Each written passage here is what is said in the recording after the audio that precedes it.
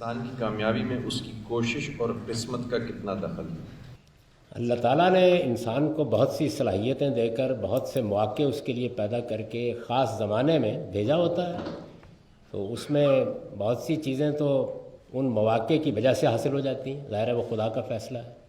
اس کے بعد آپ تگ و دو کرتے ہیں، جدوجہد کرتے ہیں، تو دنیا میں خدا جو کچھ دیتا ہے اس کا جو فیصلہ ہے وہ اس نے اس اصول پر کیا ہوتا ہے کہ یہ آدمی اگر یہ کرے گا تو اس کے نتیجے میں یہ دے دوں گا۔